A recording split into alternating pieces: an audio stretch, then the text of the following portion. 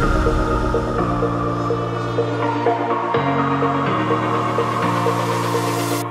everybody, this is Yanni Collins and welcome back to Oz Living for another episode of the new Crypto on the Block, where we feature rising startups in the crypto scene. Now joining today is Sanjana and Yusuf. They're the founders of Metastart, so thank you both so much for joining me. Thank you so much for having us here, Yanni. And perfect pronunciations, I must say. Good thing I needed that. All right, so give us an overview of what Metastart is all about. So Metastart is a venture studio in the Web3 space. Yusuf, do you want to give them a full Sure. For picture? people not in crypto, I just say it's a deep tech venture studio because they don't understand what we do exactly. I mean, I don't even think we understand what we do exactly. We practically do everything under the sun when it comes to Web3, blockchain, and building out realistic metaverses, right? So that's our main focus. We have a 25-man team back in India. So we're capable of providing end-to-end solutions for, large Web2 companies wanting to transition to Web3. That's our core focus area.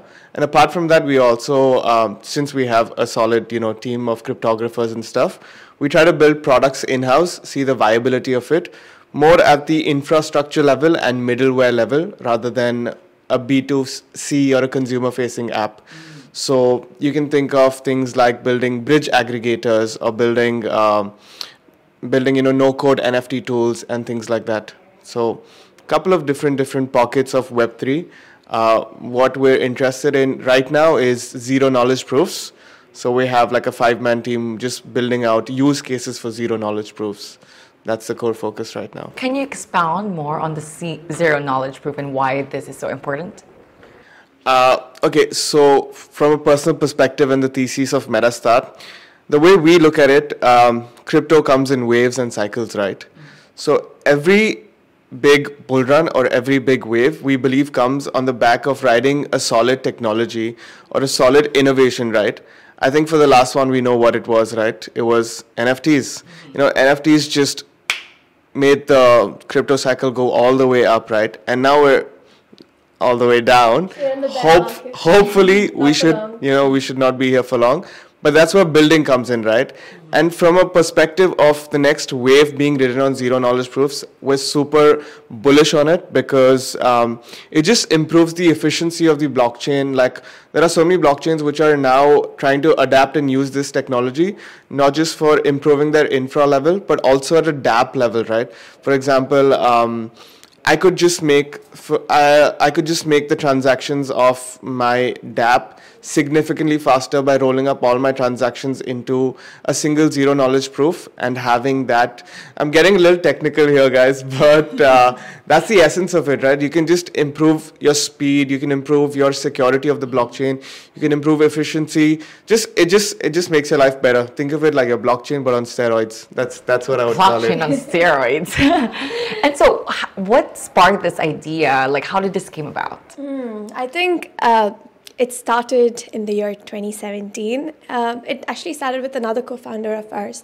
So we wrote our first blockchain research paper on how to make medical pharma data better and legitimate, especially in a country as big as India, right? To say where the medicine is from and to see the authenticity of the medicine was a big deal. So that's when we wrote a paper and we published it saying, blockchain can solve this. This was our first exposure. Sanjana is one of the youngest published authors in the blockchain space in India. Wow. Thank you. But that's how it all started. And later, Yusuf was a very ardent believer in crypto from before. He used to invest in a lot of crypto. And that's when we met him and, sparks fired. And we were like, let's build something together. We started off with an NFT marketplace, and then 2-3 months into it, we saw potential in turning it into a service agency because a lot of people were trying to enter the space and did not know how to. So we thought we know what blockchain is and we know how to build on top of it. So why not bridge that gap? So we are helping people migrate from Web 2 to Web 3. We are helping newcomers enter this space because we have the technical know-how and they have a business idea, and we thought, let's do this. Let's make this happen. Match made in heaven. I know you guys, like you build everything, like from marketplace to metaverses to community building, also and tokenomics. Like you're literally like you build everything. You must have a huge team, in which you did mention like you have a 25 man team in India. And so tell me, how do you operate your business differently? I think this is a very good question, because we keep talking about the culture we bring to the table and how Web3 is so different from Web2, right? It's not a typical corporate structure. Here, people take ownership in what they're building. It's theirs. And for the first time ever, we can give that credit to what they're building. And even just like the vibe at the office, it's so different. It doesn't feel like coming to work, you know what I mean? It just feels like a bunch of friends coming together and building some kick-ass tech together. And at least that's the culture we strive for. Do you want to add to that? So, I mean, have you seen Silicon Valley, the show? No. Okay, to give you context, it's just a bunch of tech pros living in Silicon Valley at a hacker house. So that's what we call our space. It's the Metastart hacker house. It's not like an office setup, nothing like that. It's just like a bunch of literally friends coming together and working on stuff, right? And we just believe, okay, so we're all young, as you can see. I'm much more younger than her. Oh my God. It's not obvious though. But so we pride ourselves on a lot of things. Like our team is completely remote first. No one is mandated to come into work. We care about the actual output rather than how, if you're clocking in a 9 to 5 or if you're, sitting on your computer and coding for 10 hours a day. We really don't care about all that. We care about how well your idea is and how good you can execute it. Because at the end of the day, that's what matters, right? 100 people in the world can have ideas, but only 2 or 3 people execute it. So the way we choose our team members is we see, so typically the first, couple conversations we have is not how much they know about the tech, but how willing they're to know about the tech, right? So this is something typically I tell when screening and hiring people, right? 85% of your job is learning, 15% of your job is, 14% of your job is unlearning, and then just 1% is execution. Because the crypto space moves so fast, you have to learn 10 new things every day. And then by the time you learn the 10th thing, 5 things are obsolete now. So let go of it and then move to the next thing and then execute. Because in a typical Web2 style, people are so stuck on using your same, tech for the next 20 years, the next 30 years, without ever making modifications or changes to it and things like that. So if you're, I don't want to say old, but if you're immune to change, then you wouldn't belong in our workspace. But if you're versatile, you like to adapt to new things, you like new challenges, and you just want to constantly see what's at the forefront of innovation, that's how we differentiate ourselves. We believe in getting rid of old things and just moving on to the next. Can I just say that knowing about the culture and mindset that you have instilled in your team makes me want to give my project to you guys and just handle it for me that. I really love it. I really love it. And so when it comes to the company's growth, what is your area of focus? Like Yusuf said, right, we're building for people who want to enter the space and also Web2 and Web3 companies, right? So our focus for scaling especially is IP holders, people who already have a community and want to enter this space, because there's so much this space has to offer, and which will make traditional workflow better on so many levels. Right now, our target focus is that, but apart from that, just educating people in general as well on what blockchain has to offer and what Web3 in general has to offer. So this is our main 2 focus right now. I think so true what she said, because apart from running Metastart full-time, we're both huge on building community, even in the Web2 space.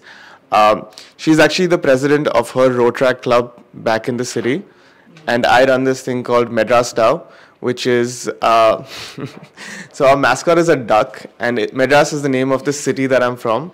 Basically, the idea is to onboard as many people into Web3 without ever having them to go through the jargon or being intimidated by doing all these things. So to enter our community, you just have to say quack quack, and then you come in, you meet all our people, you meet all our friends. You get, so we call it basically engineering serendipity. We let things happen on its own. We don't force things. So in terms of that, I'm super big on community, and we want to bring the power of Web3 to communities, right? And even her, for Rotaract, you can speak a little bit about it. You can speak about Indie DAO, what you do with those communities. So one more thing about Metastart is we've seen so many partnerships come out of it. Just people coming together and being themselves and not like going about and shilling their companies. We've just seen magic happen, and we see community at its forefront holds a lot of value. And to add to what Yusuf just said, I am bullish on social enterprises and on just giving back to the society and making the world a better place. Everybody is talking about building a better future, right? But present also needs to be better. There's still so many people suffering, which is why I started something called as Indie, which is also under the umbrella of Metastart. So Indie is a social enterprise which upskills the marginalized community, the people who come from zero education or resource, who are not here, right, who are still suffering, begging on the streets. This is to upskill them and to train them in indigenous art and to make luxury goods with the products they make. So we started about 3.5 years ago, and we made it into a DAO, a decentralized structure, again taking from the basics of what Web3 has to offer. And yeah, today it's a community-led project, and it's doing really well. So that's the whole idea of bridging everything together. I love it. Like when you guys talk, it's just I'm really just hooked. You're a great combo for like as founders. Really? Thanks. Yeah. Okay. Also, we have Vivek, who prefers to sit behind the computer. He is a master at that, and we do all the talking. Okay. Okay. Credits to him then. Okay. So I just want to touch upon like the community, because you're so like really passionate about like.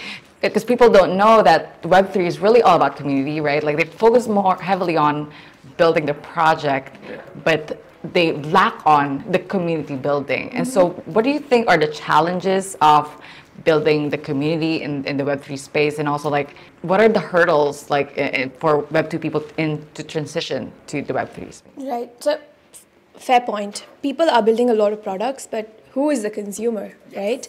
So will the community accept your product? Is this something that people really want to use? And that's why community first is a very good approach.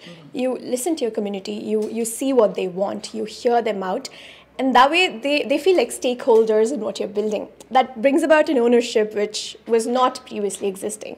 Previously, they used to look at you as a corporate giant who's going on building, and they're just consumers, right? Now it's changing. The whole narrative is changing. They feel a part of what you're building. And I think that's a huge mind shift, right? I mean, Web 2 is all about take, right? Web 3 has to be about give. That's the only way you can expand your community, right? Because typical Web 2 mindset, and one of the biggest hurdles is mindset, if you had to ask me. The Web 2 mindset is all about, it's a zero-sum game, right? There's two of you. I would try to get the both of you into my community, whereas MJ, who's behind the camera, might be trying to take the both of you into his community. But that's not the idea here. MJ and I could partner up, and we could give you both our offerings, right?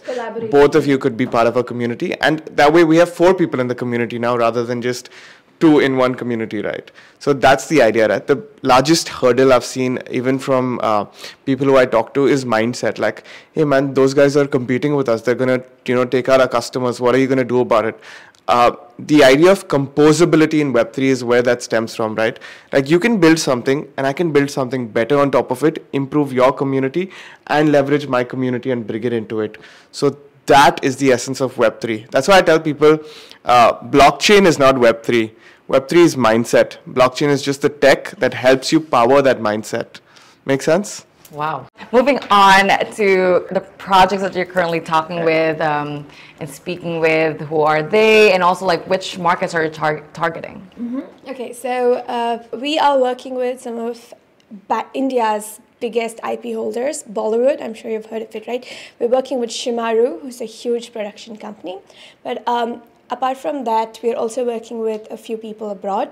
And to add on to that, we're working with Flipkart right now. Flipkart is owned by Walmart in India, and they're Amazon's direct competitors. They have 100 million user base right now. So they have over 100 million people in their Web2 community or just people using the app. So we're trying to bring to them Fire Drops, which is Web3 but dumbed down for Web2 users, so they can onboard and then see the power of community and see the power of what Web3 can bring to them, right? So that's one of the things that we're helping them with social media, their community building, all of that. Their go-to market, basically. That's what we're helping them with right now. So that's one. Then we have one of the largest esports company in the world, Team Liquid. For gamers, they're pretty big, so we're helping them build out their content management. Their content management and their Web3 backend. So that's what we're helping them do.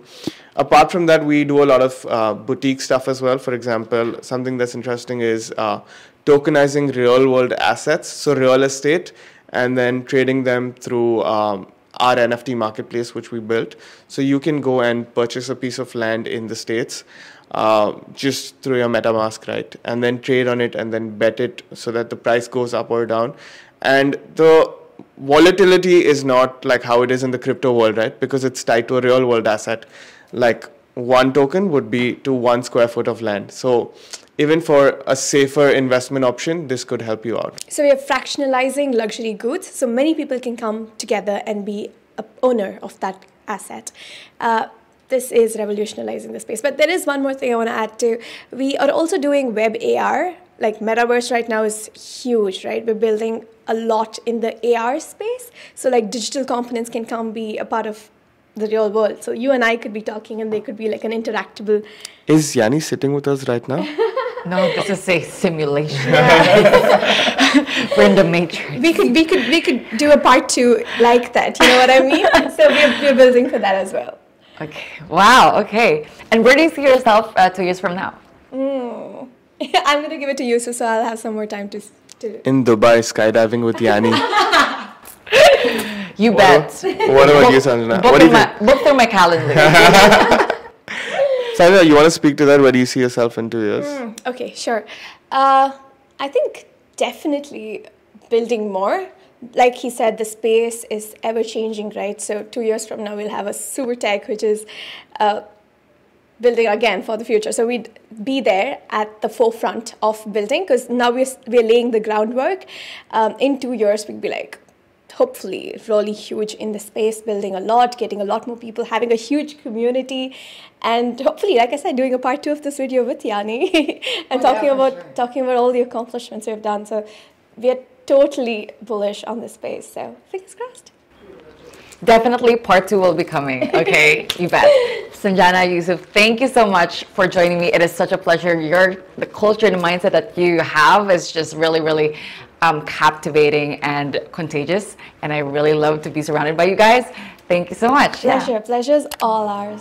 Thank you so much, Annie. This was an absolute blast to be on this.